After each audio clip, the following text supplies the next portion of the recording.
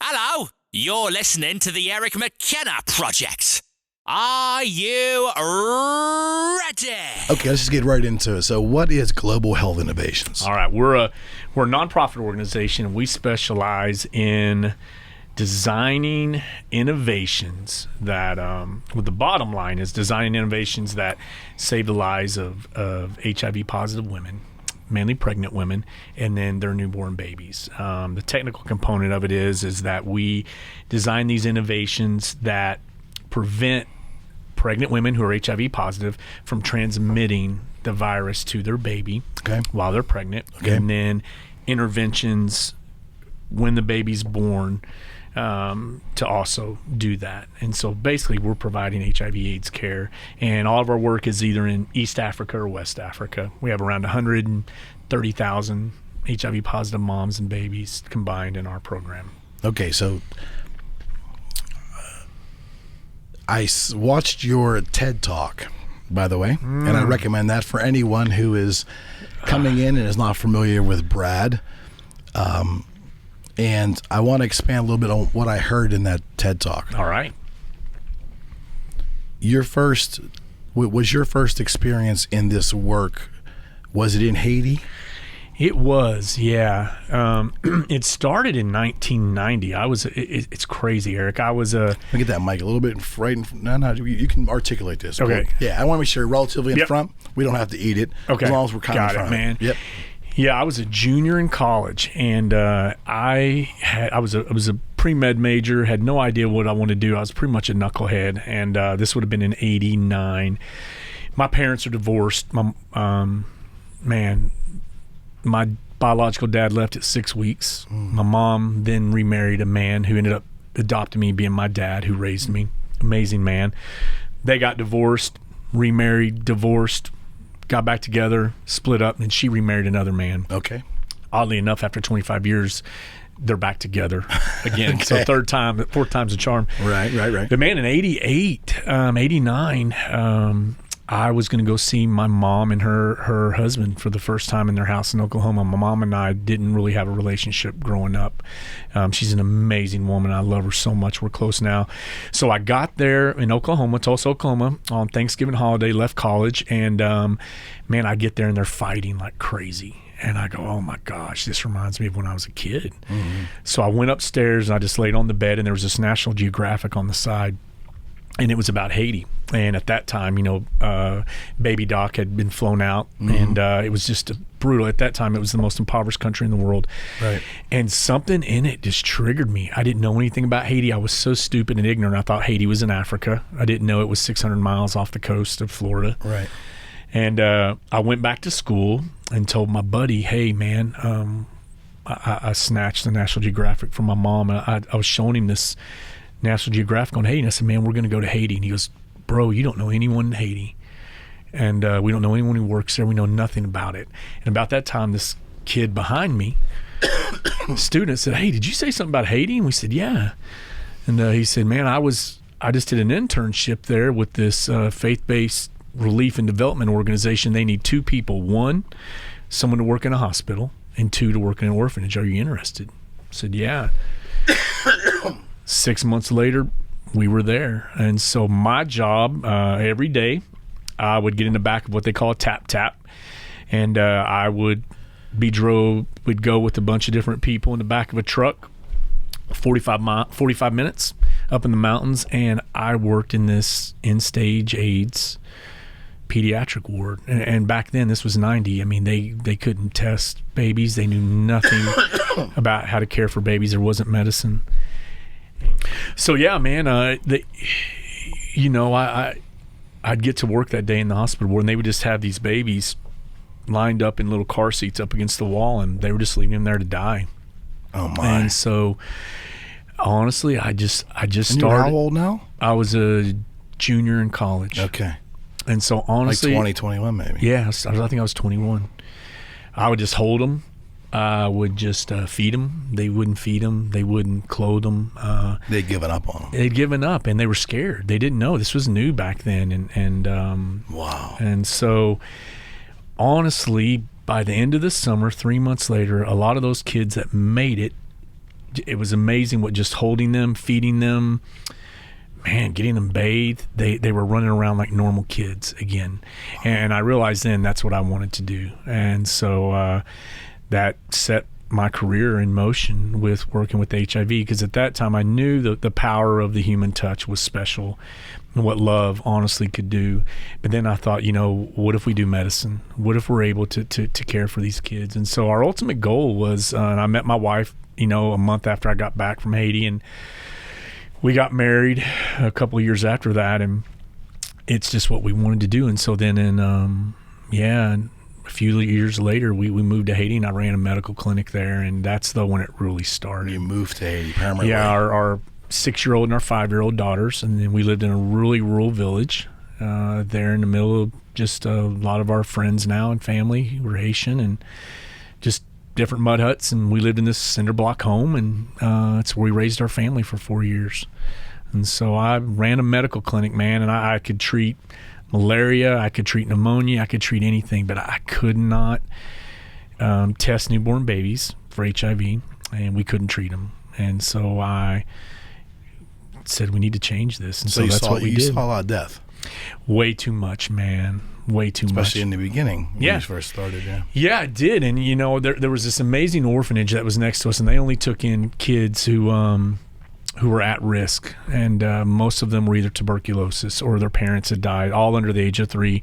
But a lot of them were just not HIV positive, but they were full-blown AIDS. And so I caring for them a lot, getting to know them, trying to find some way to help them. It just, we buried way too many kids. Mm-hmm.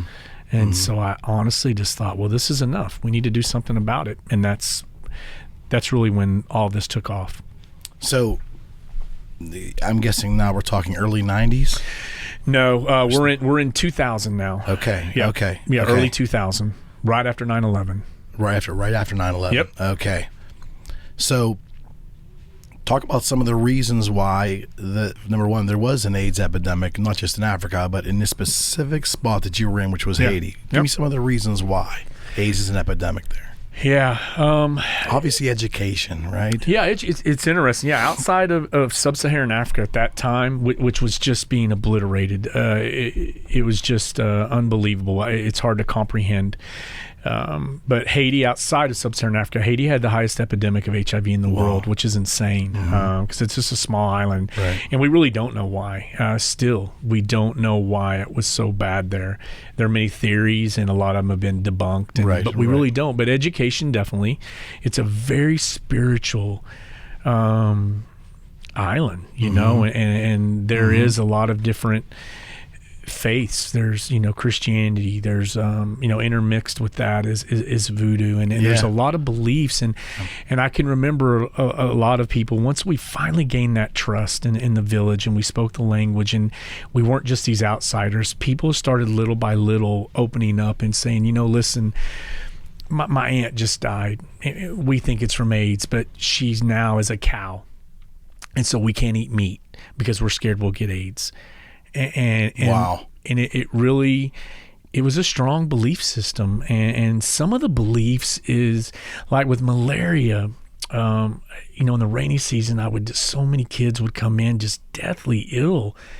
And I'd treat them and I'd say, listen, we've got to work on getting you bed nets. Cause we're talking mud huts, dirt floors, open, just in the mosquitoes that are brutal.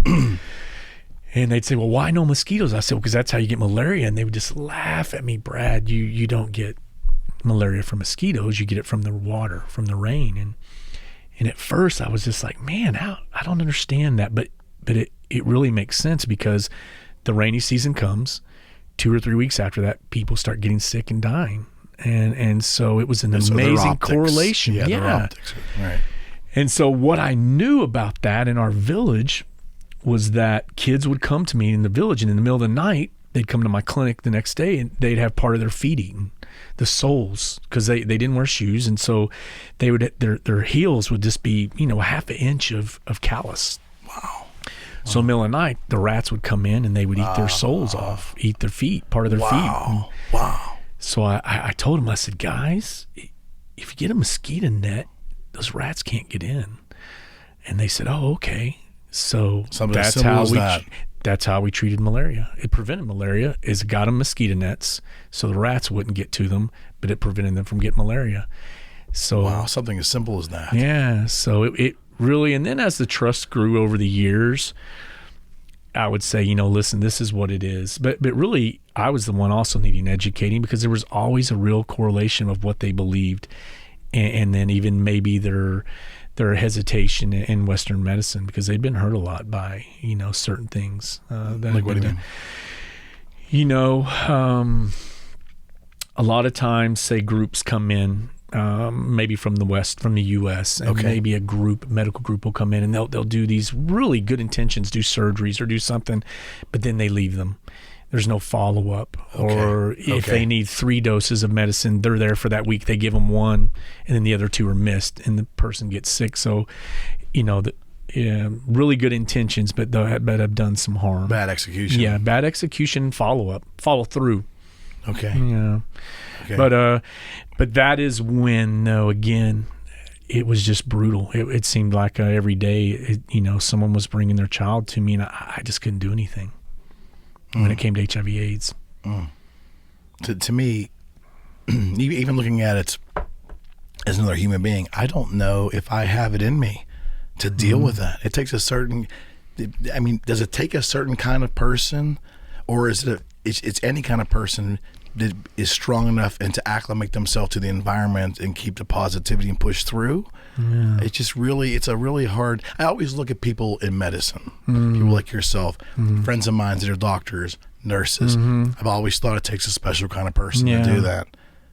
Made up a certain way, but to see death on such a scale like that, especially in your first trip down there, your very first trip, that had to be. Yeah, I don't know. It was just in my heart, and I was very blessed. My wife and I, we were partners. I mean, and she's a lot smarter than me, and so it's honest. Good truth. Comment. It's true, but I think we had each other in that. And also AIDS was very personal to us. We'd been, my daughter's old enough now; she's 23. Right. She tells her story, but she's adopted, and we got her as a baby, but she was orphaned at birth, and she was HIV positive. Wow. And this was in 95. So again, we couldn't test her. So we lived her first 16 months thinking she was positive. And then around 16 months, 18 months, she got a specialized test called DNA PCR, which definitively tells us, and she was negative.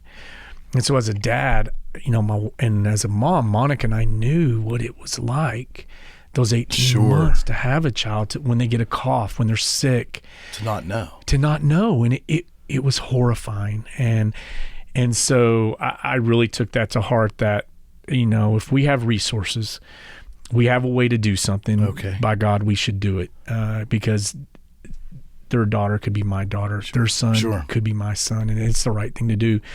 What year was testing, certain testing available in the States? What year did that happen? 80s, 84? It'd been the mid-80s, but for adults, right after the epidemic broke out, and we started noticing the community in Los Angeles that was happening, or San Francisco, those in California that was happening.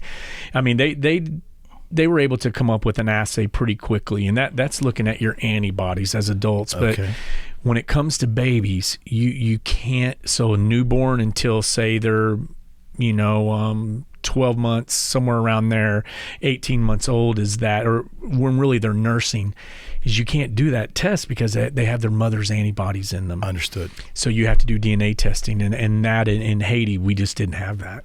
And so that's what me and a buddy of mine, a couple buddies of mine, actually were grad students together, we came up with a way to do that in Haiti, and that's what started their testing. So talk a little bit about the struggles of getting that done, because in the TED Talk, you mentioned that you initially were trying to get that accomplished to the United States, and were unable to do so. Yeah. And you found a friend and partner in Kenya? Well, it's interesting. I begged the Haitian government to do this testing, and what it meant is that you would have to build a really specific lab. It's very detailed DNA testing, and they just didn't have the resources. But I knew that United States government, USAID, was helping them, so I knew they did, and CDC. But they kept telling me 2 years, we'll do it. And I finally just said, man, if that was your child today, would you be happy with that answer? And they just blew me off. And so I went back, and I at that time I was doing grad school. We had moved from Haiti, and I was doing grad school at Johns Hopkins School of Public Health. Give me years now. That was 2006, into 2006 now. And I went to their HIV lab at the med school and said, hey, this is what we have going on in Haiti. If I can get you somehow these babies' blood samples, will you test them for me for HIV using your DNA PCR testing? And they said, sure. So we did a small hospital that I was familiar with up in northern Haiti. We piloted it for 6 months, and it went amazing. And so I went back to the government, Haitian government and U.S. government together, and they're in the capital of Haiti, and said, here are our results. Are you ready to start this? And they said, no, but we'll allow you and your partner at the time to do it for the rest of for maybe 9 more hospitals, then 20 hospitals. And it exploded from there. Well, after about 9 months, we're sending so many samples from Haiti to Johns Hopkins. Sure. And I go in one day to Johns Hopkins lab and say, hey, man, how are the samples? Are they ready this week? And they go, man, we've got a problem, Brad. And I go, what? They said, we're doing more HIV tests for these babies for you in 1 month for Haiti than we are the entire United States in 1 year. We can't do it. Wow. And I said, well, man, listen, we're known pretty well for doing this in developing countries is starting something and stopping. We can't stop. And they said, well, we don't have a choice. And so that's where the Kenya contact came in. As our own government stopped it. Johns Hopkins did, yeah. And listen, it was about money, and they were doing their best. They had helped me, but it wasn't acceptable that they were going to stop. So I had to find another option. They gave me 2 weeks, and man, a friend of mine at the time said, Brad, I know this guy. He's a brilliant Kenyan doctor, and they're doing the same thing that we're trying to do here in Haiti, but they have a little bit better resources through the CDC, U.S. government, and you should contact him. So I did that week. I emailed him, and his name was Dr. Willie Song. He was an amazing man. I still work with him, and told him my plight and what was going on, and he said, man, if you can get here and talk to me about it, I'll do it. So that week I got on a plane, flew to Nairobi. I was having dinner with him and his family Saturday night. Told him, he said, Brad, if you get the samples here to Nairobi, Kenya, we'll test them. So within 2 weeks, just designed a different model to ship overnight from Haiti all the way to Kenya. It worked unbelievably. So within, I'd say, a couple of weeks, maybe a month or so, 99% of all babies in Haiti being tested for HIV were being done in Africa. And it just exploded from there. So that's amazing. That's how it started in Kenya, in Africa. You wouldn't be denied. Yeah, no, you know what? I just thought, and so many people said it won't work. It can't happen. Why are you doing this? And I don't know. I just felt it was the right thing to do. So talk about Kenya obviously had a problem. Obviously they were testing. Yeah, they had just started. My dear friend now, Dr. Samuel Hamadi, he's the one who started that program. Right. I immediately connected with him, and it was new to them. But, we went from testing 100 babies, in a week or 2 weeks or a month to 10,000. Wow. The magnitude in sub-Saharan Africa. I remember reading this book, Living in Haiti. It was when I was living in Haiti. It was called The End of Poverty by Jeffrey Sachs, an unbelievable guy. And he opens up his book by saying they're visiting Malawi, which is, we work in Malawi too. It's in East Africa. And he says he goes to this village and to meet with some of the leaders, and there's supposed to be men there, but he gets there and there's no men there. There are only older women, grandmas, and these small children. And he says, where are all the men? He says, well, the one remaining man left in our village is at the funeral of the other man who just died yesterday. Incredible. Everyone was dead from AIDS. And I thought, this is so sensationalized. It's not true. Because I live in Haiti and my village is full. We lose some people, but and AIDS here is bad. And I didn't believe it. But when I started working there, I can remember my first village going to Malawi, and it was almost an empty village. It was true. Literally, a whole generation was being wiped out by this epidemic, and we just didn't know about it in the U.S. like we should. It seems unfathomable. It did. It really was unfathomable. That's what it was. So when things went from Haiti to Kenya, and the guy that I started that program with, he stayed in Haiti, and he still runs that program there. And then we moved all of our resources to Africa, and it was exponentially crazier and more dire. But we've seen a ton of progress now. When you talk about these incredible amounts of testing, give me an example of, like, if you did 10,000 tests, how many were infected? When we first started, and one of the reasons I wanted to start with babies, one, you want to save lives, but two is that being able to test the babies to see what we call an incidence, to see how many of them out of 1,000 are positive. It gives us a percentage. So we know by looking at that objectively, we can tell how well we're working with their pregnant mothers at the time, giving them antiretrovirals to prevent that virus from being transmitted. And at the time, there wasn't a way to do that. So organizations and governments were guessing. They were saying, oh, we're doing so well at what we call prevention of mother-child transmission. Only 2% of our babies are being infected out of all these moms. And I worked in the clinics. I knew that wasn't true. Right. And when we finally designed this program where we could objectively test them, we found it was as high as 25%. Oh my gosh. In some areas 15, some areas 12, 10. It was a huge eye opener. So and that was in Haiti. So when we got to East Africa, it was right around 12, 15%, which is just brutal. It's unfathomable how high that is. So it was a large percentage. And the problem now, so we're able to test these babies with this very specialized testing, but we find there's a large proportion of them who are positive. But at the time, that part of the world was only getting less than 10% or around 10 to 12% of their HIV positive babies on therapy. So you were still losing 90% of them. So that's where our work really came in with what we called the HIT system. We designed that to say, listen, we can't lose these babies. Right. We're getting them in testing. Even from a financial standpoint, if a donor is saying, hey, I'm donating these millions of dollars, you're testing all these babies, that's great, but you're losing 90% of them, it's money down the tube if you're looking at it from a financial standpoint. Right. But for me, I was looking at it, these are lives lost. It's a human component. It's a human component. Yeah. And, but unfortunately, you have to address that because people want to know where their money's going. And that's been a huge struggle for us because as we've gotten better at this, we've gone from 25%, children being infected. We're down to 2% now. 1.7 in Tanzania in our last, which is unbelievable. Wow. So people will say, well, man, is this really cost effective? Then only 1% of these babies are getting it. And I'm like, well, if 1% of them is your child, yeah, it's worth every penny. And absolutely. And that's right. a fight. That's why I'm heading to DC tomorrow is to fight those cuts, because people are saying that, man, it's not a problem anymore, but it is such a problem. So we don't have geography maps here, but help me understand. It's even though the percentages are lower, I would imagine there's still countries in Africa that still have incredible problems. Am I right? Yeah. Is it still an epidemic epidemic level in Africa? Oh, sure. Anything over 1%, you're considering an epidemic. Okay. So yeah. So in Kenya right now, we're between 5 and 6% still as an adult.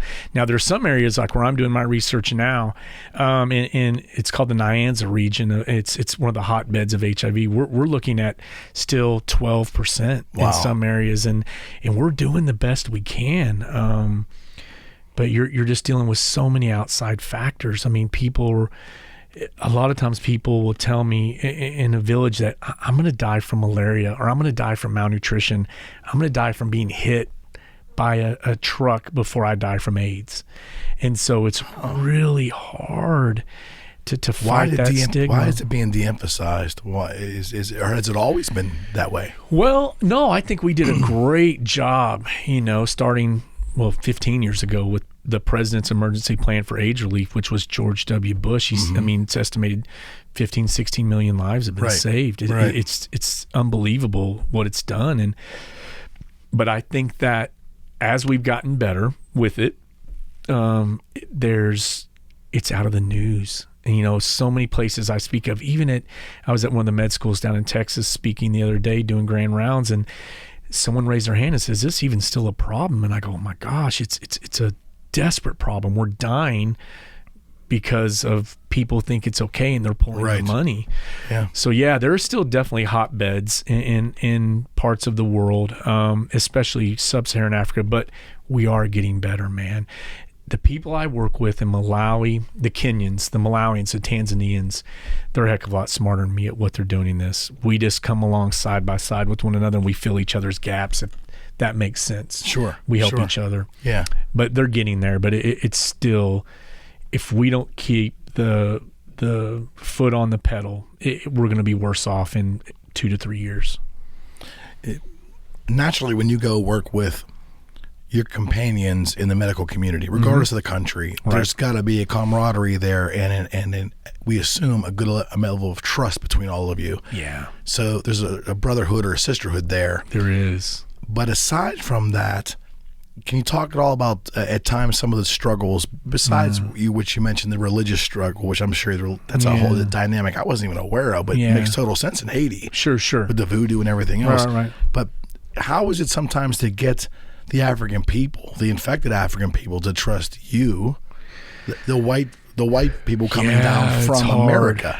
They don't have to be. Rightfully so. And I think how we have always taken this approach is that we don't go out in front of our, let's say, Dr. Hamadi, who's my dear friend who I've worked with now for 11 years, I never go out in front of him. I come either behind him or beside him and say, I need you to be the spokesperson here. When we present to the government, it's Dr. Hamadi doing it. When we, it's just really doing everything I can. It's really us empowering each other. And so if we were in the States, he'd be empowering me. But because we're in Kenya, we're in Malawi, I'm doing my best to empower him because he's that voice. And I think that's how we do it. And I honestly, with all my heart, I think we've been very fortunate to build true relationships. The field of HIV/AIDS has been very profitable for a lot of organizations. Okay. And there's so much money in it, and I think we've seen them. I know we've seen them when first. You say organizations, are we talking pharmaceutical companies? Are we talking the transport administration companies of the drugs? No, talking more so of organizations, nonprofits who are getting contracts doing the work. Okay. Helping in this region, with HIV/AIDS care, and they're getting huge contracts from the U.S. government. And we've seen they get complacent after time, or is it? I think they get complacent, and the only way to say it is that. And listen, none of us are perfect in this work. We've all made our mistakes, but a lot of those big organizations I see, if you really want to find them, you go to the country clubs in the capital, and that's where they're going to be. Really? Whereas I think what we've really done, and I think we've done it well, we've made mistakes, but we go to the trenches. We go to the actual districts. We go to the hospitals where the Malawians are, where the Kenyans are, where the Tanzanians are, and we get down and dirty with them. I don't care about the country clubs we've got to make right with the Ministry of Health officials. Sure. But we're not paying them. We're not keeping them happy. We're getting with the people on the ground who are getting their face kicked in every day, who were losing. There was a time in Malawi, Eric, I'm not exaggerating, where I would go for 3 or 4 years straight, maybe 5 times a year, and stay there maybe with my family for 2 months at a time. And every time someone either on our team or someone we knew, they were gone. They had died. Why? And or they had to leave because their family died and they had to take care of their kids. Right. And so it's being with those people, not those people, but the people who are in the trenches, and building true relationships with them, where I think that's where the trust is built for us. And they see that we're... Oh, sure. Yeah. I can remember, man, we were in Malawi. I won't name the organization we were working with because it'd get political, but it was me and my Salima district in Malawi, one of the hardest hit areas with AIDS in sub-Saharan Africa. We went to the capital to talk to one of the larger U.S. organizations who was providing care, and they weren't doing it well. Matter of fact, it wasn't that they weren't doing it well, they weren't doing it, and it was harming people. And so we went to them to talk to them, and I obviously let my friend, who's brilliant, his name is Leonard Misomali, he's Malawi, and let him do the talking. And the U.S. lady just blew him off, treated him like a dog. Really? And I was ashamed that she was American doing that. But more than anything, I was furious because he was my friend. Right. And he is there every day. And finally, he just stopped her and said, you speak to me like this because you've never sat in a hospital with a mom and looked her in the eye when her child has died. And until you do that, you won't understand. And he's right. And I think, thankfully, we've made mistakes, but that's who we choose to really partner with, are the people on the ground. And I think that's helped us a lot. It's built trust, even within the government. Well, I think it's imperative. Because you and your team are not going to step off of a plane, the bulk of you coming from the States, walk into a village and be able to treat anybody. No. I mean, I think there's a misconception out there that people think that that's what happens. Yeah. Well, some people do try, and it is. Some of them might not come home. Yeah, or just they're just throwing money down the drain, and it's disrespectful to the people who live there. Certainly. Yeah. So I don't know, but here's the thing, man. I'm learning lessons every day, trying to get better. Yeah, there's times where I look back, my wife and I talk about this, and I go, I can't believe I went at it that way. And thank God there was someone who was gracious on the other end that said, well, why don't we do it this way instead? Okay. And I said, all right. So I think it's ability to learn. And talk a little bit about the therapy. Like, that's fascinating to me. So you brought all these numbers down, and that has to be, I guess maybe I'm not clear. If someone is HIV positive, they're treatable now with medication. Yes. The AIDS never leaves the body, or the virus it gets reduced to such a minuscule. Yes, that's it. Explain that to me. I really that's fascinating to me, because that's not where we were 25 years ago. No, it's amazing. And so our goal is just really to pound that virus down to what we call it's undetectable. Okay. And when you're undetectable, when a person with HIV is undetectable, they'll take a blood test, unless we do DNA testing on them, a regular test on looking for that viral component, you can't see it. And so which means now is that a mom and a dad who are both or a husband and wife who are both positive, or what we call discordant, one is and one isn't positive, they now can have a family. Wow. Without the true risk of passing it to one another or their child. And that's where we really hone in on, is getting that mom down, her virus down to undetectable, which is the antiretroviral medication you're talking about. And the schedule and how that's administered. Dude, it's right? insane. 95% adherence means, I don't even do that with antibiotics. I should. But as Americans, we're horrible at that. We start a medication, we feel better, and a lot of times we'll quit. But if you don't take antiretrovirals for, if you're not adherent 95%, it's not going to work. So, but what we're finding is that we are doing that part well. We've got to get better as a global health community. But if we can get that mom's viral load to undetectable, she's still HIV, but it really moves into a chronic sense. She can have children.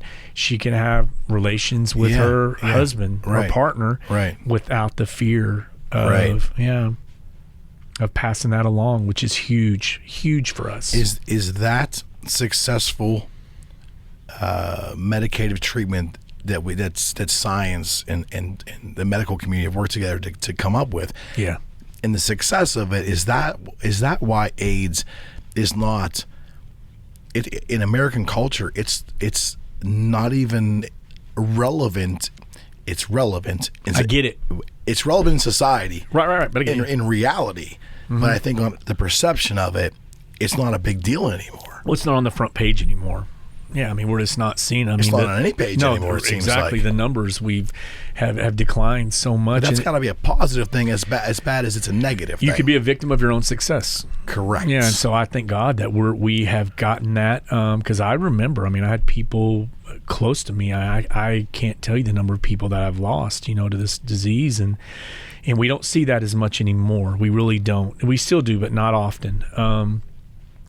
But people don't think it's a problem anymore, and that's very hard. And that'll kick us in the tail if we don't stay on top of it. It has to stay at the forefront of this because at the end of the day, it really will impact all of us somehow. Sure. The history of that disease, has it ever been actually determined where the initial transmission happened? Because I always heard it was in Toronto, Montreal. Did it start there with a was it all folklore? A pilot? No, or it's always something? the folklore of a flight attendant who was hitting all the different areas, whether it was Haiti, whether it was Africa, Europe, New York, Toronto. It's folklore then. Well, you don't know. Really, we just don't know. Because they've never been able to nail it all the way down. No, there have been so many. The sad thing is there have been so many theories that have been used to discriminate against certain groups. Certainly. Especially Haiti was the worst. I mean, Haitians, our policies, because of those theories that happened, were just horrific. And, our oldest daughter was a product of that in 95 when it was the worst. It took us 5 years to get her citizenship. Oh, my gosh. And they threatened deportation. This baby, come on, really? But the policies that have been made against certain people, groups, because of those theories, but have been horrible. But I think we're getting better at that, hopefully, as science is. Sure. And as compassion is. But we just really don't know. We feel strong that where it was probably originated somehow in sub-Saharan Africa, but we don't know how. Right. We still don't know how. There's so many theories. Could have been a bad vaccine gone wrong. Could have been animal to human. Yeah, I mean, there's a lot of different things, and that's where a lot of distrust happens. Because there have been things that have been done wrong that our government has done, like that's happened here in the U.S., like Tuskegee, but it happened in Africa. Absolutely right. And so, but we just really don't know yet. And me looking at this broadly from outside, you have a tough job. You are trying to keep a disease and the importance of fighting a disease relevant in an environment where it's been marginalized in the conscious. Does that make sense? Yeah, and you're trying to do both. It's kind of this weird dichotomy. You're trying to tell them it's still relevant, but wait a minute, we're doing better.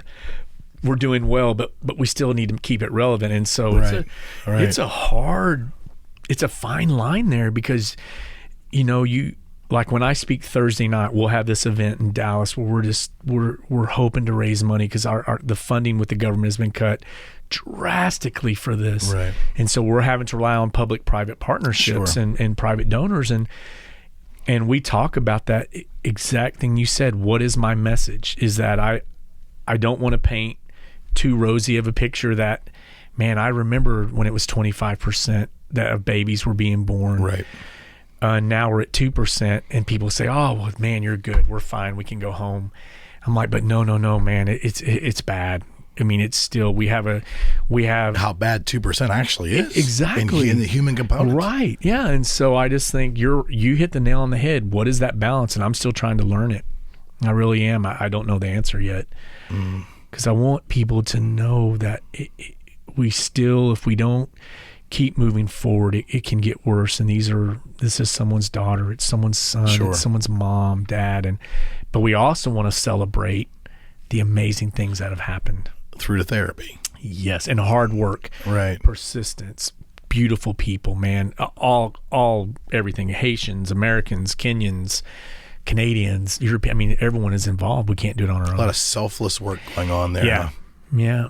Especially down in the trenches, I would imagine too. Yeah, those were I woke up this morning from a text from May Maloba, our country director in Kenya. She's a brilliant Kenyan nurse, and she knew that what I was doing this week, and she was just encouraging me. Sure. She's texting me, encouraging me that I'm in her thoughts. our team is there, and that all of them are thinking of us as we're trying to get this going. How many countries are you actively working in right now? In HIV 4, and so we're in Nigeria, Kenya, Tanzania, and Malawi. Okay. Now we do Are other you still work. in Haiti? No, I'm not in Haiti anymore. Okay. No. I tell you, Eric, after the earthquake there in 2010, I was there quite a bit. We actually, the team and some of my best friends in the world, that during crazy things, whether it's a famine, earthquake, hurricane, I call them immediately, and usually we try to go to some of these areas in Haiti because we know it well as a white guy from Dallas can know. Sure. but living there and speaking the language, I took some of my buddies, and it was hard, man. The earthquake is the hardest thing I've ever done, and I can't imagine. Yeah, I think after that, Haiti, I needed to take a break. Okay. It was a hard time for me, and I just haven't gone back since then. I just haven't. It's been hard. It's such a strange dichotomy. They're on an island where they own half of it, and the DR owns the other half. And the DR is seen so much outside of what you see in the news now. American tourists getting, which is so new. Yeah, that's strange. But there's been so much corporate money from many countries, many corporations poured into the DR and turning it into a tourist spot. Yeah, it's huge. Yeah, it's very hard to see. I went there in the early 90s with a friend of mine who was, the joke was he had a friend whose father sent him to the DR for med school because he kept flunking out of the pre-exams to get in med school here. But we would go down there, and I only went once. But the point was, it was pretty third world then, and a little sketchy and dangerous. You know, there wasn't a McDonald's and all these things. And it's a different world now. Folks walking around with machetes. And, For a 20-year-old guy, that was quite an experience, let me tell you. But the DR of today, totally different.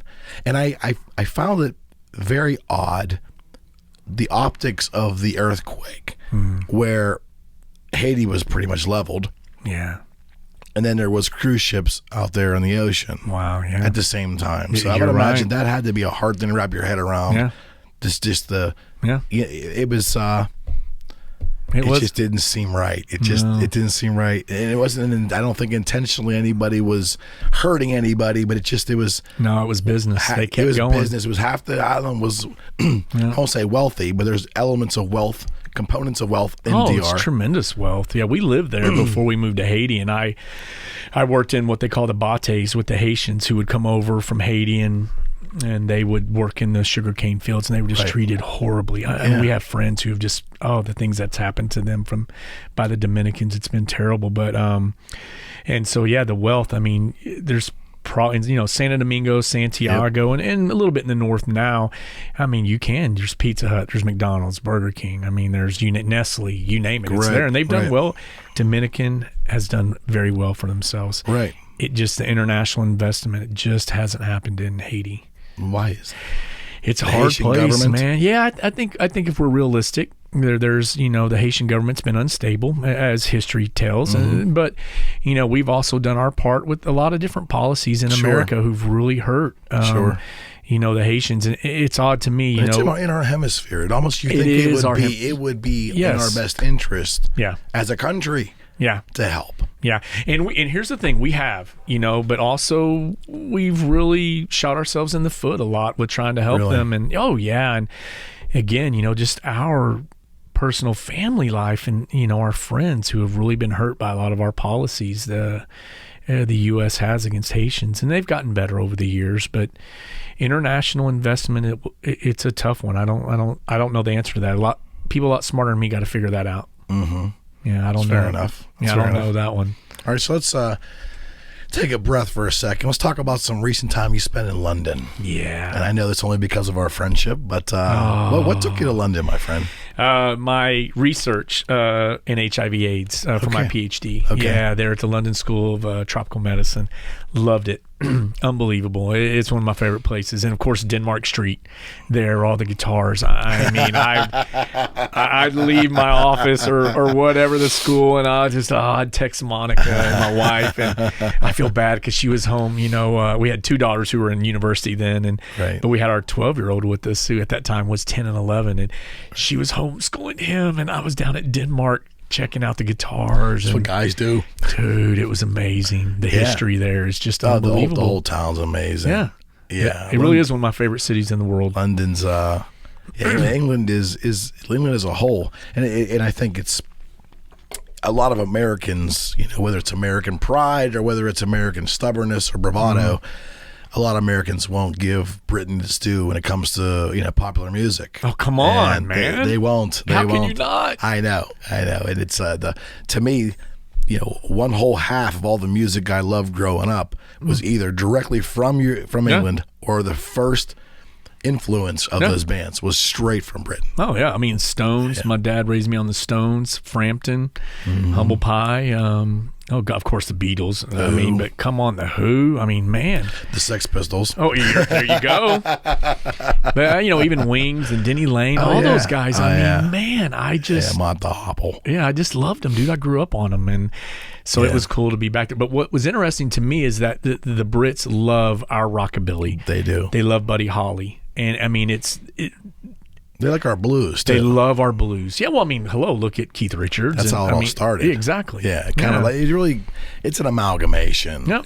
They pulled from the blues over there, and then they came here, and then we pulled from them. Exactly. Everything nothing's original, but everything builds on each other. Every artist is a poet. Every artist is a poet. Yeah. What is it? Every musician is a thief or something. Bono says that. I can't remember what it is. There's nothing original, yeah, right? No. I mean, let's face it. So let's dive back in your history a little bit. And again, you are a Dallas native originally? I am. Okay. Yep. Texan all the way. Texan all the way. Yeah. It's weird, though. I mean, we just moved back. I haven't lived there in 20 years. So it's good getting back. Yeah.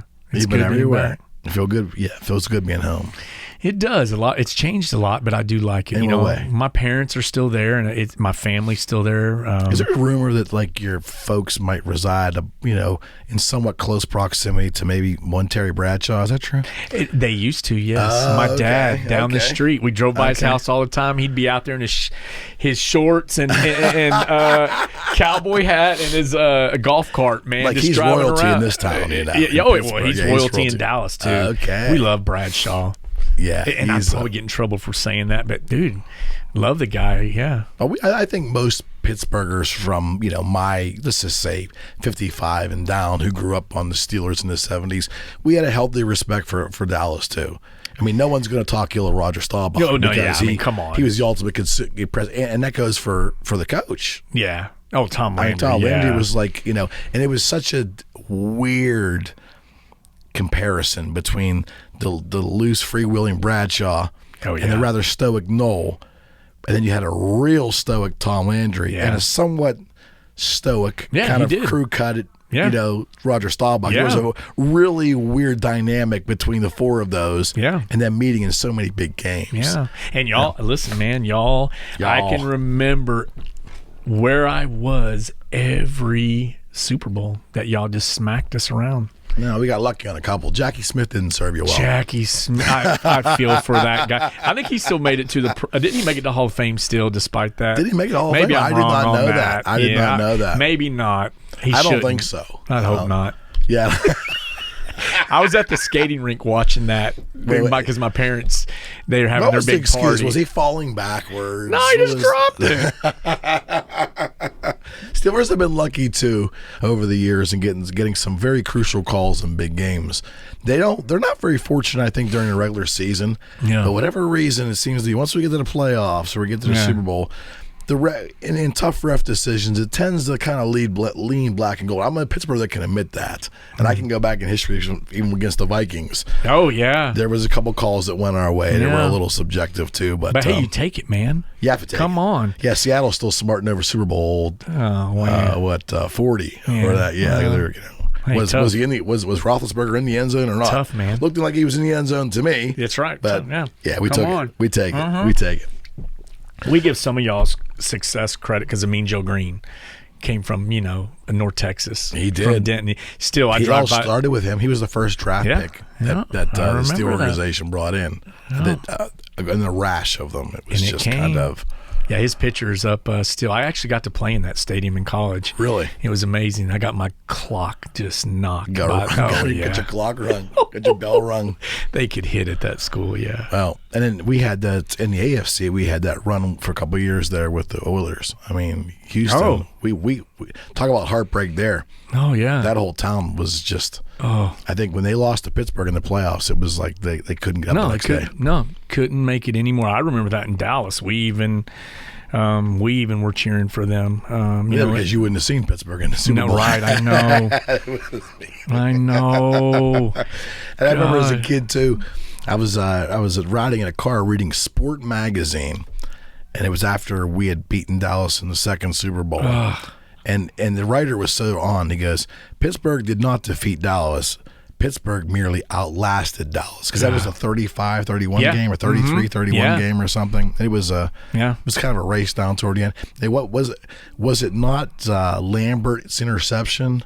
Probably toward the end of that game that kind of saved it for Pittsburgh. Had that not happened, it might have been a different. Jack Lambert, man, it's so funny. My roommate in college, we both played at this small university in Texas called Abilene Christian University, which is honestly, they've had a ton of players now. They're D1, but back then we'd maybe have one every 2 or 3 years ago. We're more known for our track but my roommate was a huge Jack Lambert fan. He was a linebacker, and so he had this terrible towel, and me and him and our all-world, all-American quarterback, we all three wore a strand of his terrible towel. Nice. And I look back now and go, that was really bad. I kind of sold my soul. You certainly did. Because I'm a diehard Cowboys, you but man, we wore that thing out. Well, you guys got us in Super Bowl 30.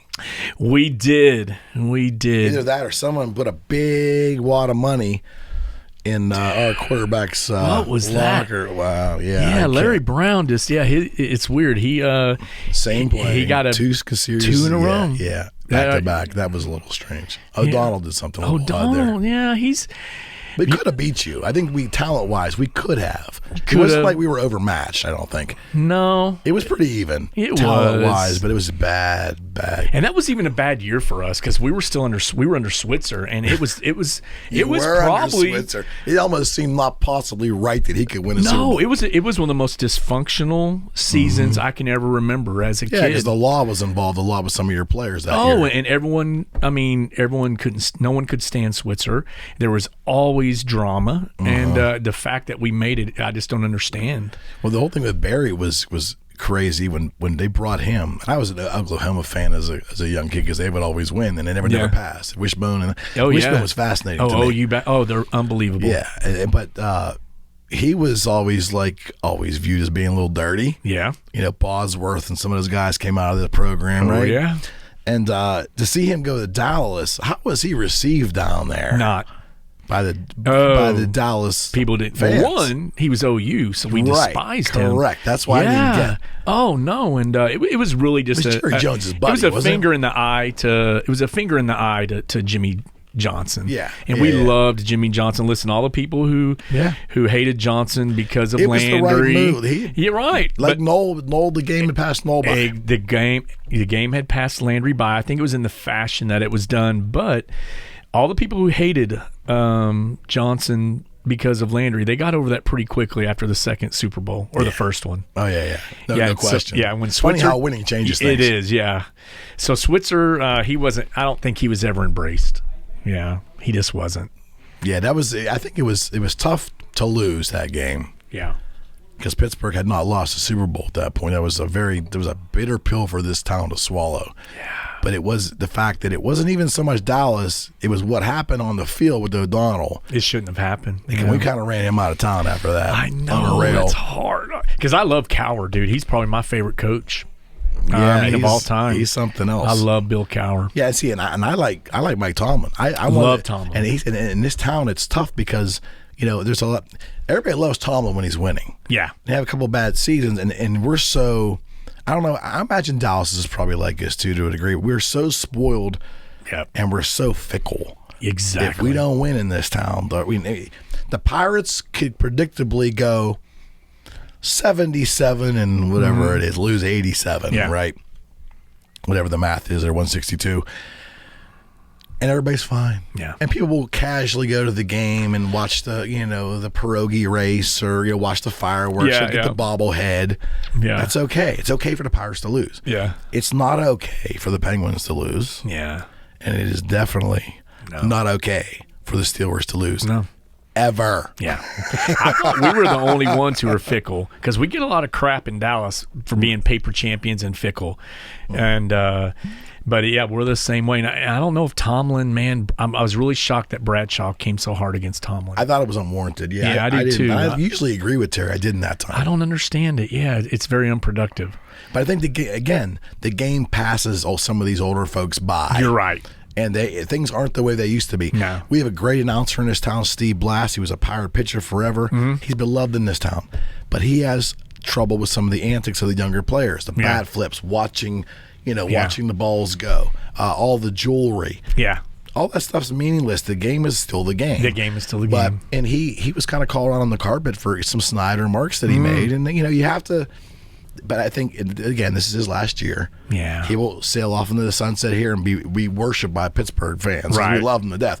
But I think at some point with Terry, and I'm sure they're still going to have him on as a commentator. I get it. But the game kind of somewhat, maybe he's kind of passed him by. Yeah. I get it. Wouldn't you say? Yeah. I mean, and he's earned the right to kind of be crotchety. Yeah, they all probably still, have. But see, the millennial fans don't even want to hear that stuff. No. Well, they don't even know who Bradshaw. A lot of them. Right. Yeah. That's what I mean. Come on, man. That's what I mean. Yeah. Exactly. And look at Tomlin's win-loss record. But of course, those who are watching this, they're friends or non-friends of mine, or Pittsburgh Steelers fans, way more than I am, will argue this point. They think I'm crazy. But it's win-loss. If you look at his body of work, it's hard to argue. No. And if the Steelers would be so dumb to probably let him go at some point, someone's going to grab him in a New York bring him to Dallas. In a New York second. Bring him to Dallas. We love Tomlin. Listen, bring him to Dallas. See? Do you Come see on, what I man. mean? So wait, you mentioned Abilene University, and that's Abilene your alma Christian mater? University. That's my undergrad. The reason I bring that up is if you go to YouTube, my friends, this man did a 2-part presentation on leadership. Is that correct? I did. Yes. And it's on YouTube. Wow, yeah. Yeah, I do in depth, believe it or not. Is that the one in Colorado? That I'm not sure. Yeah, it is. I watched both parts, though. Yes, I did. I watched it. Very impressive, my friend. Well, thank you. Different subject completely. Completely different subject. I was engrossed to the point that I spent, I think, the two of them together about an hour and a half. Yeah. I watched them both. Man. It's good stuff. Thank you. You need to watch that. But more importantly than that, you need to watch this man's TEDx talk. Well, I'll watch it. Since you said still that, hasn't watched it. I don't want to watch it. Yeah, he won't watch it. I found that amazing. I said, so I'm driving here with him this morning, picked him up at the hotel. I said, so about this TEDx talk, and you're like, I haven't watched it yet. We are all our own worst critic, my friend. We are, man. I thought it was great. Well, thank you. And I think if anyone's watching this and you're getting introduced to Brad for the first time and global health innovation. Yes, sir. Yes, because I don't know why I twist that around a lot. It's all right. But I think a lot of what you stated is encapsulated very concisely in that presentation. It was very good. Thank you, man. It was very good. Thank you. Well, then I'll have the courage to watch it sometime. I know this. If yours truly ever was on a TEDx talk, I probably would have watched it 7 times by the next morning. Well, you've got something really good to say, brother. Come on, man. The history. They're not putting me on a TEDx talk anytime soon, that's for sure. So talk to me about your love of music. Where'd that start and your love of guitars? Man, when I was a kid, it was just me and my dad, my mom. I never want anything I say, about their past ever it reflect that I'm saying anything bad against my mom, but her story's amazing. She's just incredible. But she wasn't there when I was little, and she and my dad were divorced, and so it was me and my dad, and he was young, man, and he loved music, man, and I still can remember him setting me down in '76. I'd have been in 3rd grade and listened to Frampton Comes Alive, and he would point out the bass, the rhythm, guitar, and it blew my mind. How cool was that? It was amazing. I was the only kid in 3rd grade who had every Frampton memorized, every Kiss, every McCartney and Wings. Unfortunately, every Richard Pryor. My dad loved George Carlin and Richard you had Pryor. a pretty hip dad, man. I did, and I still do. And but music was his thing, and it's weird. He repossessed cars. He started out with Chrysler. Okay. Repossessing cars. Okay. And then he moved up, and by the time he retired, he was head of finance, and he did really well. And but as a kid, he would go in on Saturdays, man. He was just trying to make it. So we'd get on Saturdays. Well, he would work for 6 or 7 hours, and I would just be at the office, and man, I'd have to find things to do. So, they had this closet of property, and it was property of cars that had been repossessed. They keep it there, and if someone comes back and gets the car, they can come back and claim it, but they never did. Right. Well, man, we lived in his area of Fort Worth. It was a large African American population. Yeah. And And so I went in there on Saturdays, and that's where I learned about Motown, where I learned about, honestly, the Stones is where I learned about it, because I had all their 8-tracks. Yeah. And I would take those 8-tracks, man, or their vinyl. Right. Man, I just grew up on, my wife says music was your babysitter, Brad. So that was it. And then I was introduced to Kiss in early 76, and Ace Frehley just blew me away, and that was it for me, man. Was there one record you can look back to now? Alive one? Kiss Alive one? Oh, yeah. There is only, Alive. And then obviously Destroyer and Rock and Roll Over just rocked me. And thankfully, Monica and I, it was so serendipitous, but we got to meet him. And, cool to hang out. It was cool. Yeah, he's an interesting fella. Interesting is the right word. I want to get him on this show. Oh, dude, you should do it. I mean, John, I've got his manager's number. Oh, I gotta get him on the show. I gotta get Ace on this show. It was the dangest thing. I just called his manager, and he texted him, and he said, "Yeah, we'll be in St. Louis. You want to connect with us?" And we did, and it was really cool. Yeah, it's definitely amazing. But you look back to it's childhood. That's the album for you, right? Yep, that's the album. Kiss Alive, Frampton. Alive. The live Frampton album? Comes Alive. Right. Yeah, I don't think there's any other one after that or before. Frampton Comes Alive. And I'll be honest, a lot of CCR, but a lot of Beatles and Stones. Yeah. Some Girls was huge for me. Yeah. Some Girl, and honestly, I was big into the old Commodores. I'm talking Machine Gun, Brick House before their real kind of the real commercial stuff. Commercial stuff. I liked their old stuff, but but I would say Alive, Destroyer, and man, I'll tell you another one that killed me was Venus and Mars, McCartney. Yeah. It really had a huge impact on me. I can see that. Yeah. Jerry Rafferty. Funny? Yeah, isn't it? Yeah. I just heard that song this morning on the drive to pick you up. Yeah, man. They did a theme song for Dave Ramsey, I think. Really? Oh, I don't want to hear. Really? I think Dave Ramsey's theme song is that. Wow, yeah. I didn't know that. But the amazing thing about the 70s to me was you could take music that was I guess today, the way they put everything in a box and label it, everything kind of just worked. Like you could listen to a Wings album and listen to a Commodore's album and listen to a Kiss record. Yeah. For the most part, it still like had the same vibe. Yeah. The music was harder or lighter, or the tempo was stronger or weaker or faster or slower, but there was just something about, maybe it was the recording technology. I don't know what it is. I agree. The sound of it was just so good. It was. And it all could with kind of some kind of amalgamation. It just worked together. Yeah. Where I think when the 80s and 90s came, everything was there were so many radically different areas that things branched off into that it could get really bizarre. Yeah, and I think what even added that, the technology is a good thing, and technology can be a bad thing. For music, I know. It's just, if you can't go in and smell the tubes in that Marshall, I want to smell that burning smell. Right. And you that's smell exactly that, right. and I think 80s, we lost that. We did lose it, and that's very interesting. And one of the bands I liked as a kid that incorporated a lot of technology was Rush, because they were so different, Love it. But there still was a lot of organic guitar in that music. And then when they got into the 80s, and they went through their...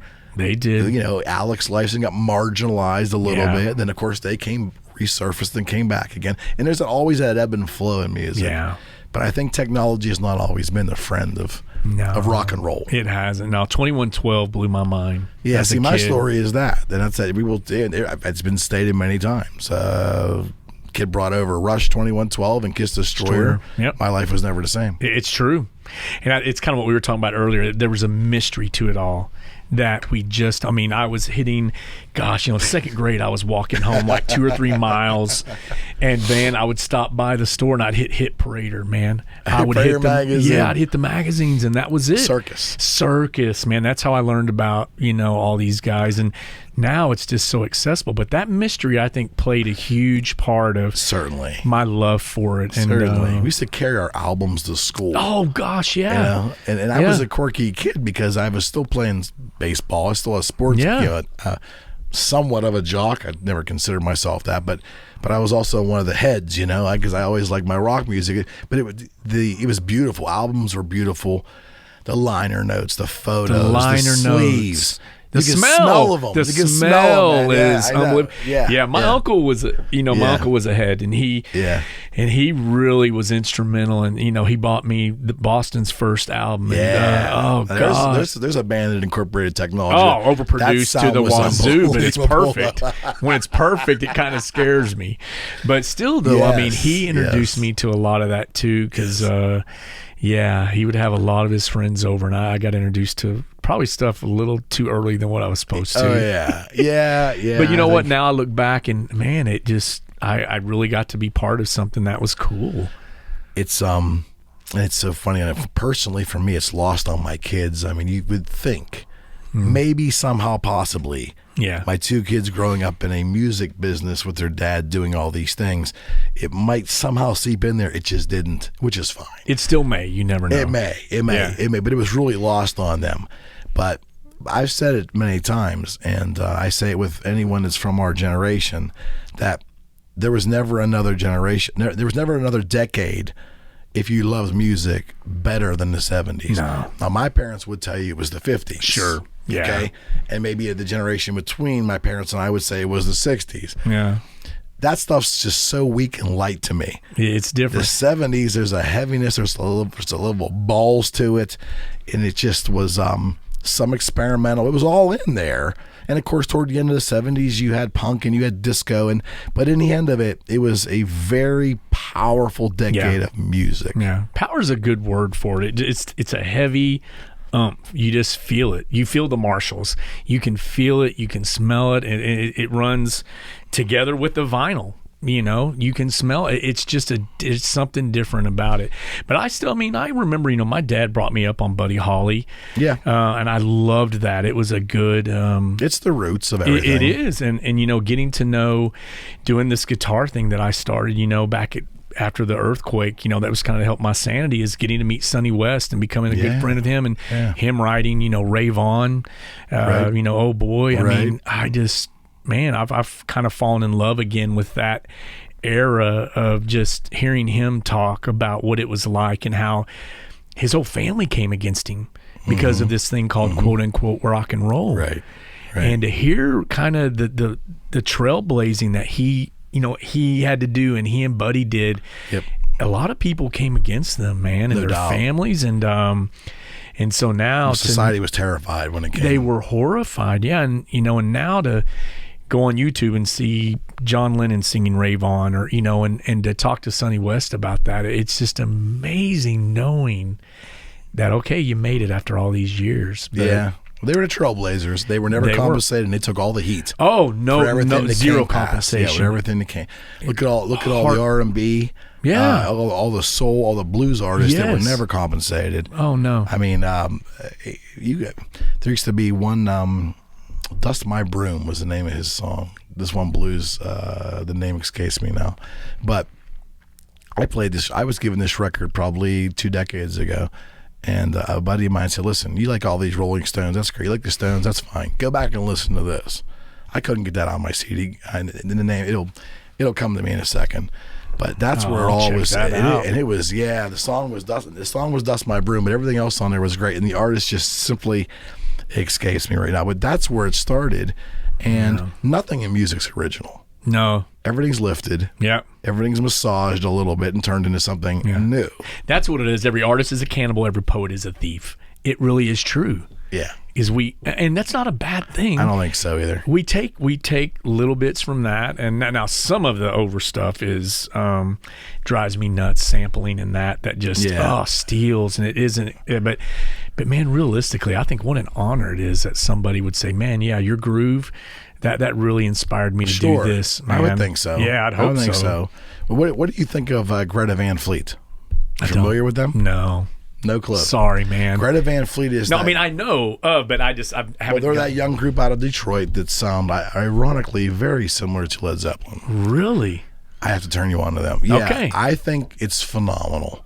Because it's like listening to, Zeppelin's catalog was so short and small. Yeah. This is like new Led Zeppelin music to me, so I'm going to welcome that in. Yeah. But they're really getting hit hard for, while you're just emulating Led Zeppelin. And I've read that about, But Same thing Kingdom Come went through in the short bit in the late 80s, but they just, I don't even know what happened to them. But I think one of their guitar players was out of Pittsburgh here. Really? When I think back. Okay, yeah. I remember seeing them. Staggerwald or something. Correct me if I'm wrong.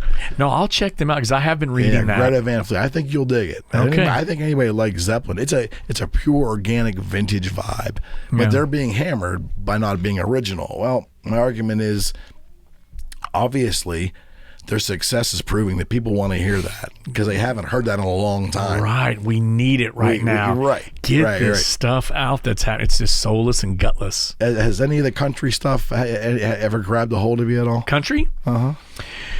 A little bit. It's weird. This is, my buddy and I was telling you about, we thought about doing a podcast called Music We Hear in the Backseat of Taxis in Africa. It's a long one. Wow. Okay. But I have all these recordings of talking to taxi drivers all over Africa, whether it's Morocco. That's crazy. And they love music. But the biggest thing they love is country. It's all the way across the board, the continent of Africa. I would never have thought that. Yeah, everyone. And so whenever I get back, I'll usually post on Facebook, hey, this week it was Conway Twitty. This week it was Dolly Parton, Johnny Cash. Old school country. Oh, they love old school, man. Kenny Rogers is the newest thing they'll listen to. Oh my gosh, that's crazy. So I do like some older school country, not as much. It's not this commercial pop country. I hate it. Bro country.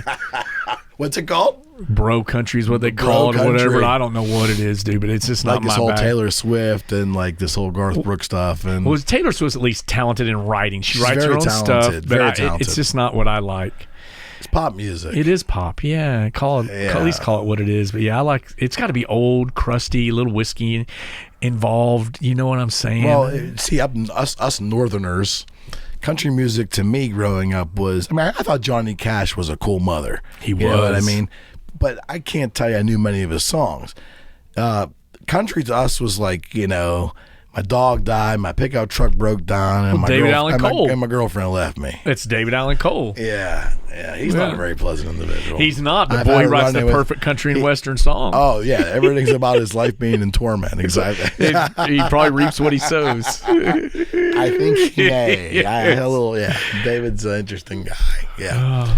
I mean, country, and I've vacillated between different genres, but man, I always come back to that 70s. Man, just so your wife said music's like it was your salve. So did music help you get through all the difficult times as you traveled and you lived in Haiti and you lived in, was it a salve for you?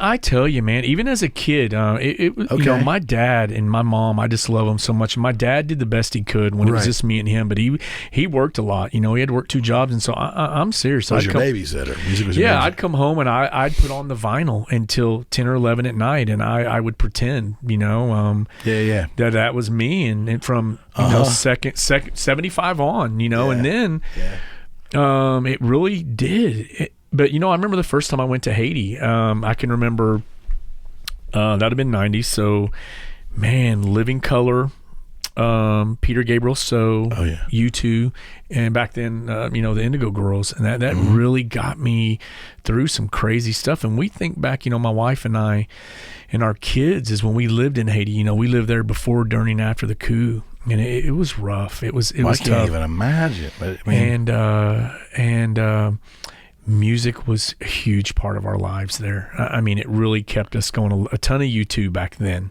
Yeah. It was very meaningful. To a different place too. It did, and of course, Van Halen's always been my staple. Yeah. But can't argue with that. No, and my clinic, the Haitians in our village we lived in got used to it. And I got them to say Van Halen, And, so did they like it? They never liked zero comprehension. Really? Even my best buddies who are, either Haitian or Kenyan or Tanzanian, they're like, man, we don't get it. We don't get this rock stuff. They don't get the guitar. No, it's just.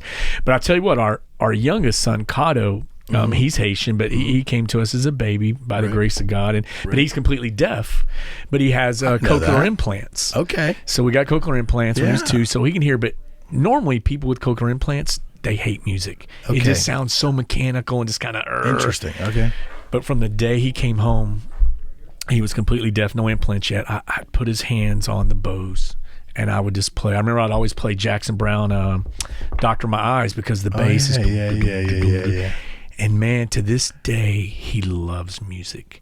He sings all the time. He is constantly, I'm having to tell him to turn the music down, but he loves music because he can hear with his implants. Got it. And his number one band, I'll say, hey, bro, what do you want to listen to? He goes, man, Van Halen, Dad. So for a 12-year-old like child, who's deaf, has implants, the love of music is just so instrumental in our family. How amazing is that? It's constant. That's amazing. Yeah, we feel very fortunate. So what's his favorite Van Halen album? He loves Panama. He loves 84. He said, Dad, the little kid, this is horrible parenting, y'all. I'm sorry. The little angel kid with the cigarette? little angel with the cigarette. He goes, where's that little boy? And I'm like, dude, it's a painting. Don't tell anybody that. Oh, and he loves Hot for Teacher. And you didn't show him the video, did no, you? No. But Monica will say, Brad, do not teach him that. But he loves music, man. How cool is that? Anything he can get, let's run with it.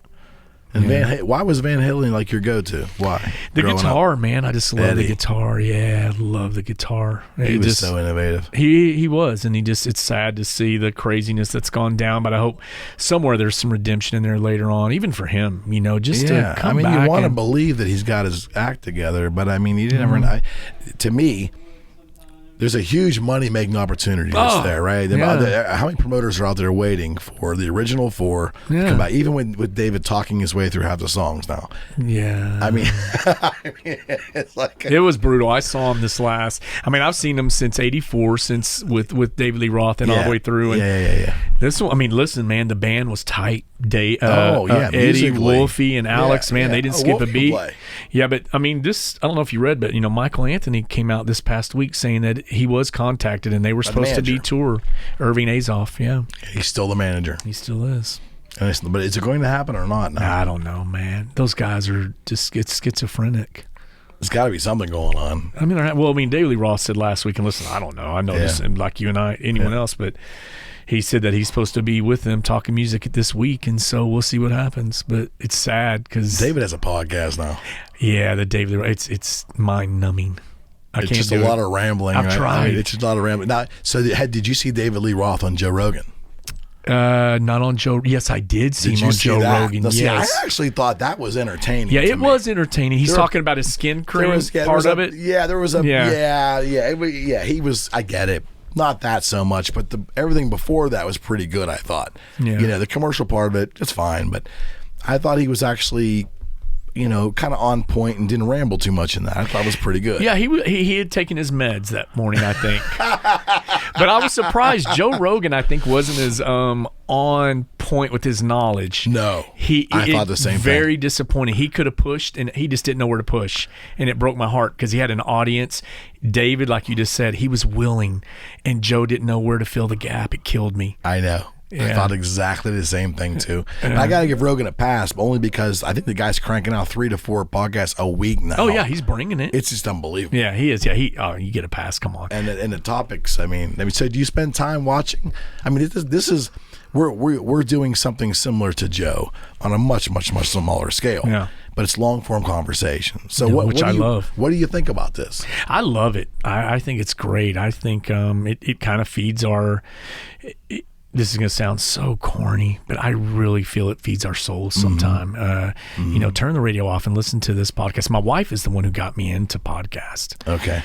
She is all over them, and half of them I won't listen to, but every once in a while I'll do it. But yeah, I love this. I think it's and the sharing of ideas, the sharing of experiences, both good, bad, the healing that comes with some of those things, and like, oh man, I experienced that what this guy's talking about, and wow, I'm not the only one. And then, of course, the things we love that we all have in common that bring us together. Oh, most definitely. As humans, it's just so needed right now to know that we're more similar than we are than different. Great point. And you do that really well on Facebook. You really do, man. Yeah, you bring out the obvious, which isn't obvious to a lot of people, but it should be. Yeah, thank you. I think I'm all about the story. I want to learn about other people's stories. I'm never really bored. Does that make any sense? Sure. I think if you go through your life, I told my kids this when I was little because this was what I was told. I told my mother once when I was young that, Mom, I'm bored. And she got really angry with me. And my mother never got angry with us ever, really, honestly. She used to put me down. I think she grabbed my arm and kind of tossed me down to the, she said, every moment of this life is a gift. Yeah. You have no reason to be bored at all. Yeah. You got a box downstairs they call it a television, which I don't even want you watching. Yeah. That's the last resort. Yeah. But you have all this in front of you. You have a library card. We live a block from the library. You have all these friends that walk on the door and want to play baseball with you. Yeah. Did you do your homework? Probably not. Yeah. But I was scolded into understanding how precious every moment was and to be fertile with your mind. Yeah. And look, I'm not the most educated person and I'm probably not the most well-read person, but I'm never bored. Right. And I think music, once I really got the music thing, Yeah. you can never be bored with music. No. You can multitask with music. Yes. You can do so much. So to me, it's just about the story and learning about the other person. And I think that was part of why I loved everything I've ever done. Sales, guitars, podcasts, being a realtor, this engagement. You know, isn't it about the It's relationships? engagement. Well, that comes right after. It is, you yeah. build it, and some of them have turned into long-term Yeah. us. Yeah, exactly. Why you're sitting here today. Right. You know, I mean, but the format here of it being open genre, a lot of folks are really struggling with that. Like, really? Yeah. So, why? Well, I mean, okay. So Tony McAlpine is sitting here a week ago. Yeah. Now you were sitting here a week ago. Yeah. Right. Connectivity is there's some music connectivity in there, but it's a different story. And I've told everybody from the beginning, it's accomplished people in their fields. Yeah. With stories that I find interesting, and I hope my listeners will. No, I think there's a bigger audience. I think so. Yes. I didn't want to do a music podcast. No. I didn't want to do a real estate podcast. Yeah. I didn't want to do an entertainment podcast. Yeah. That's not enough for me. Yeah. It's not enough diversity for me. Yeah, Does the that make diversity any sense? component. Well, you limit who you can really speak to. Yeah, in that. yeah. I mean, I guess you would pigeonhole your audience, but I don't want to be immersed in one thing. Yeah, I get that so much. Yeah, because I think for a good part of my life I was. Yeah. Hey, you know what? I mean, Eric, that's where I am right now with my work. Is that we honestly, I love doing it, but it can take over, and I think there are times in. Did you ever feel burned out? I mean, it's a horribly brutal, emotionally brutal thing you have done for so long. Yeah, I think they're very near times now in my life that I can say that I'm pretty dead-gum close at times. And I know, after living in Haiti, I was. After the earthquake, I definitely was. And I think, these last 2 years, I've really... with the help of my amazing wife, is had to take a look at myself and say, is this, do the benefits outweigh a lot of the other things, or vice versa? Do the challenges outweigh the benefits? And I think I'm having to, even doing this as long as I have, I'm at my age at 51, I'm having to relearn how to do this in a healthy way. Okay. If that makes sense, because there are times when I have just dove in, and I think now, man, I want to live a little more too, and I think that's only fair as a husband and as a dad. And so, burnout it can come in very, very different faces, but I definitely so. But I think it's trying to recognize those and stay healthy, and at least own up to when that's happening, and surround yourself with good people who know, that, bro, I can see you're struggling with this. And I'm sure your wife will be a good indicator. She'd be able to tell you. She is, man, and I need to do better at listening to her. She just hasn't been wrong on that, and sometimes I just keep pushing forward and forward and forward, because you love the work, you love the people, and she does too. But she also sees that, hey, man, maybe you could be more productive if you pulled back. What's harder for you? Taking care of those babies or trying to wrangle money out of snobby people? Money. Wrangling money. It's brutal. It's constant. Yeah. And in Dallas, I love Dallas, man. And listen, Dallas is a very generous population there. It really is. It's a generous group of people. But it's one of the most flashy places I've ever lived, and so there's so much money there. There's a lot of money down there. There's a lot of money, and it is hard getting people to look outside their, not myopic word in a derogative sense, but just what's in front of them at that moment, when in reality, man, that there's a lot of hurt out there that, man, with our excess, it's like I was saying the other day, is that we have hit the lottery when it comes to resources. Yeah. And, even just giving a little, And there are a lot of people who do, man. There are people I call and say, hey, I can't pay our people and our team in Africa this month, and I need you. And, man, they step up immediately. Or these hospitals, our funding's been cut, and they step up. But it is hard. It's hard to do that. And it also takes away from the things that you feel in your heart you were born to do. Right. Like the innovations, the programs, in that. And so, yeah, that is challenging. It is. I haven't figured out the answer yet. Where did the broader picture come to you? Because initially, when you went to Haiti as a young man, not that we're old, but he's a younger man. Yeah, I get it. You were basically there right away just to dive in and help people. And it had to be, to me, it sounds horrific to see those babies being given up on.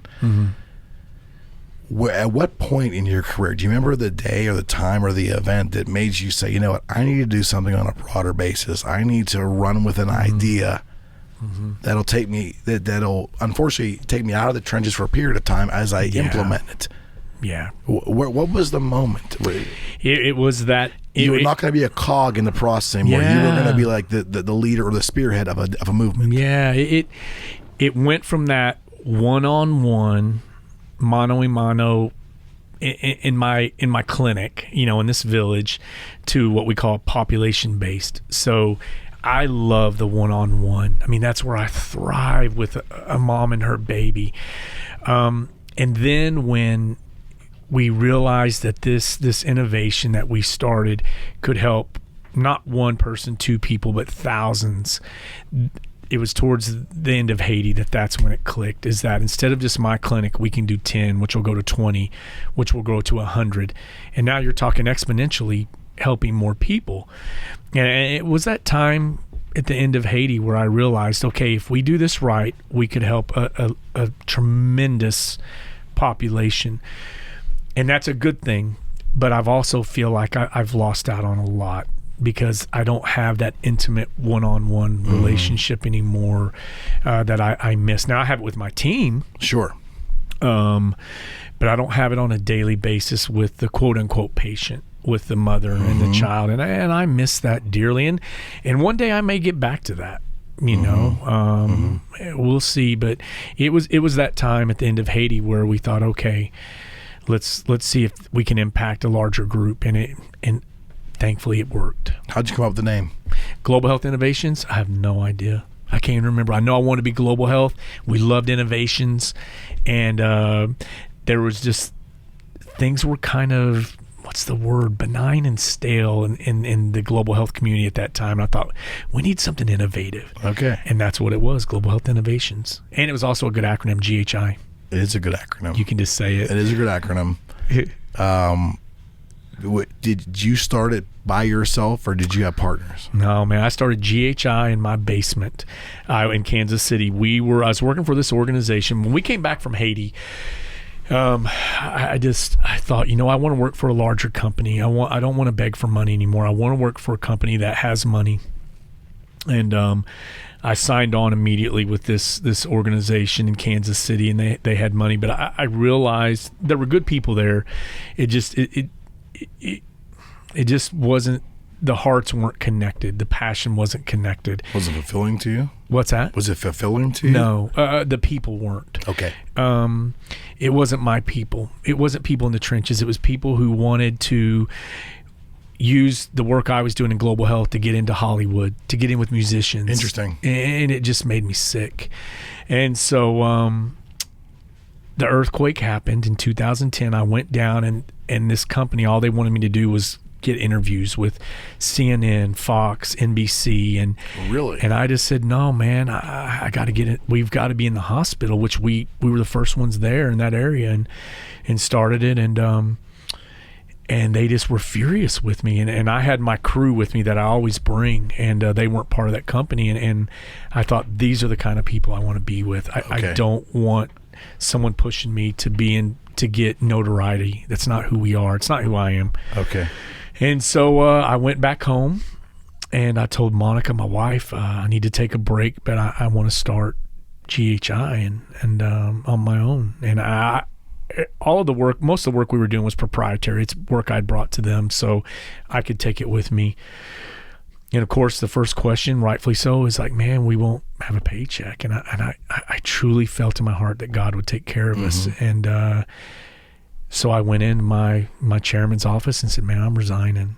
He said, what do you mean you're resigning? I said, yeah, I'm going to start my own gig, and I'm going to take my work with me, and we'll go from there. And man, thank you for all you've done for me. And we've stayed in touch, and he does good work every once in a while. So I started in my basement, and little by little we'd get paid this month. Little by little we'd pay our mortgage, little by little. Right. And then I had a doctor in Kansas City I took to Africa with me and showed him this work we were doing on a small scale. And he said, man, I'll fund you for 2 years to pilot these data, to pilot your intervention.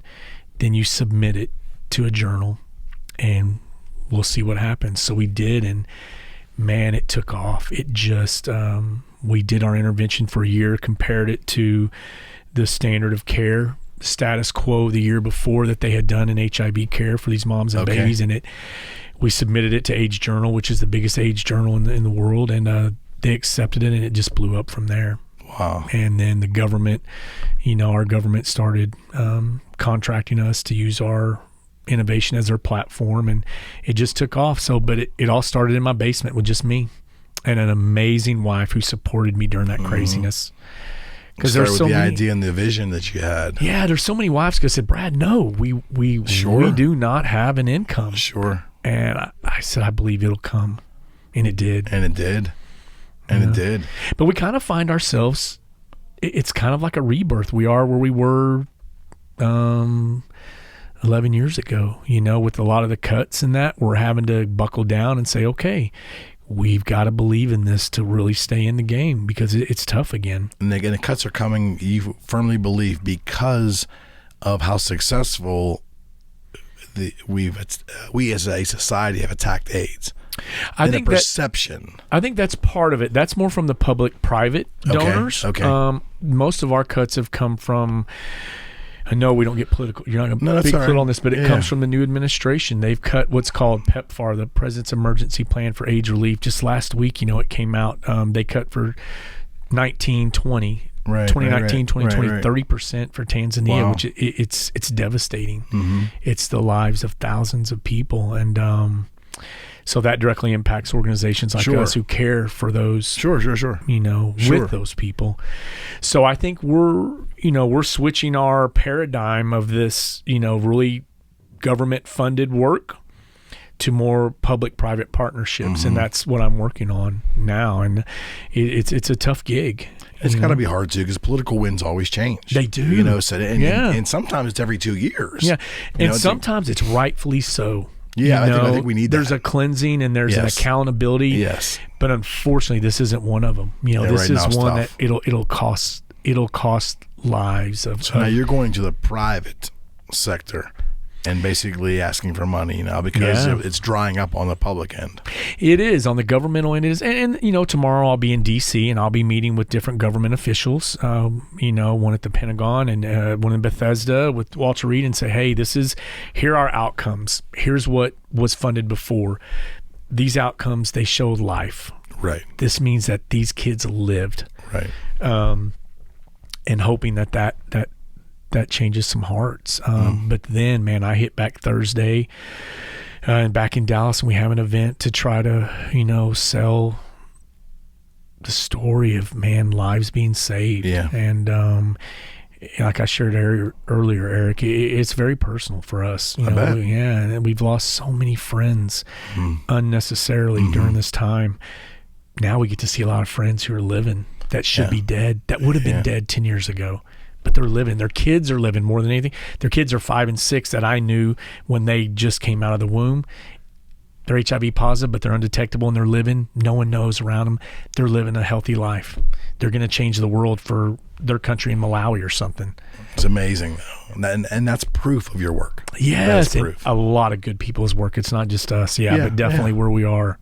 That's working. It is working, and we can't stop. If you can able to continue to do it. Yeah. Man, people are good in heart, man. We're good people, and we're surrounded by good people, and I think it'll come, and maybe I've been trying to look inwardly, and say, listen, am I doing the best I can with the funds that I've been giving? Sure. And so it's caused me to look at myself too and say, all right, let's make sure we're using these funds the best way possible. Right. And I think that's been good for me as well. We don't have an office anymore. We moved out of our office. We all work mobile. And so, man, we do really well doing that. And so we don't need an office. That money now can go to Africa. Absolutely right. Exactly. I don't travel as much. That can go to Africa. Here to do it. Exactly. Yeah. So let's utilize that. So we'll see, man. We just keep pressing forward. That's all we can do. It's be that voice. It's meant a lot to me, my friend. It's been a lot to me, dude. Yeah, this has been really good, and it's been educational for me. Thank you. Just knowing you has been a big education for me. Yeah. But preparing for this show and then having you on this show has been very educational for me, because I was aware of the work you did, but I wasn't aware of when you started this work, how devastating the numbers were.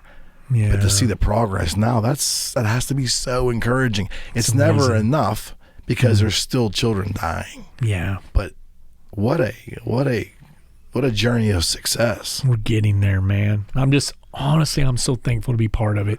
I'm honored. Just honestly, I'm just thankful to be part of it, and I'm thankful for my family, and I'm thankful for the people that I love so much, my friends, that we've got to do it together. I mean, it's bonded us beyond anything I can imagine. So, to our audience, for those who would like to contribute, or for those who would like to even find out more, where do we send them?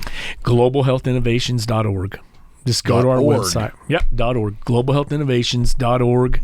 And there's a place on there. We're doing a Summer of Hope campaign that we're trying to raise money for 75 hospitals in Kenya. And, man, we can take care. It costs us in Kenya between $1.60 and $3 per child per month to provide the care that we do. Now, obviously, other organizations have their part, but absolutely, what we do to ensure that all of it happens and that they're cared for, we're at about $1.60 to $2 to $3 per mother or per child. Wow. It's unreal how far your money can go with us. globalinnovations.org. globalhealthinnovations.org. I'm sorry. globalhealthinnovations.org. I told you, I keep butchering the name. It's all right, man. I've been called much worse. Well, thank you, my friend. Man, Eric, this means the world to me, buddy. Yeah, you come back? Most definitely. We're going to do this again? Yes, brother. Yeah, we're going to do this again. And like within the next 4 to 6 months. Yeah, we'll do it, man. All right, partner. Thank you. All right. And thank you all. God bless you. Rock and roll. Thanks, dude.